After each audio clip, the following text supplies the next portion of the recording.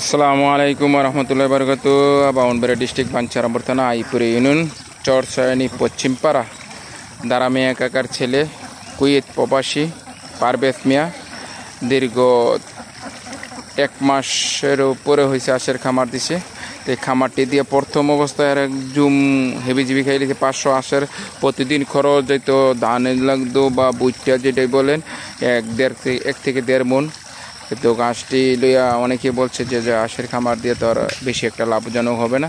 তো এখন মাশাআল্লাহ আমাদের চরচয়নি পশ্চিম পাড়ে যে ধান ক্ষেত, এই ধান ক্ষেত কাটাতে এই যে পারভেজ মিয়াকে দেখেন কিনা, পারভেজ মিয়া এখন ওই যে রাস্তার পাশে দাঁড়িয়ে এখানে আছে 100।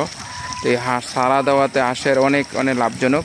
এখন প্রতিদিনও ডিম পারে, মাশাআল্লাহ অনেক সুন্দর ডিম পারে, প্রায় 1-150 ডিম পারতেছে। এখন আদার একবারে লাগে না। আপনারা যারা পরিকল্পনা চিন্তা ভাবনা করতেছেন যে আমরা দেশে যাব বা যারা প্রবাসে থাকে হাঁসের খামার করার জন্য, তো আপনারা পারভেজ মিয়ার লগে যোগাযোগ করতে পারেন। এই হাঁসটি করতে আনছে বা কি হাঁসের বিষয়, হাঁসটি আনছে নেত্রকোনা থেকে। একটা হাঁসের পিস পড়ছে 580 টাকা।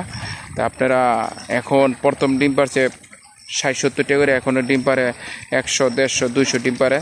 আর এই দিলে কার্তিক অগ্রহণ মাস পর্যন্ত আপনার এই হাঁসটি সারা ফেলতে পারবো।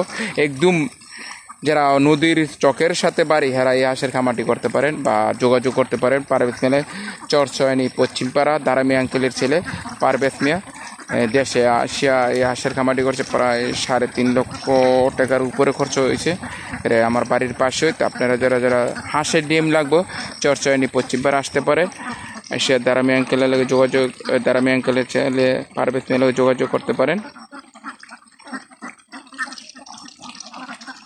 আর সে কি সুন্দর করে খেলতেছে পানির মধ্যে, আদার খাইতেছে।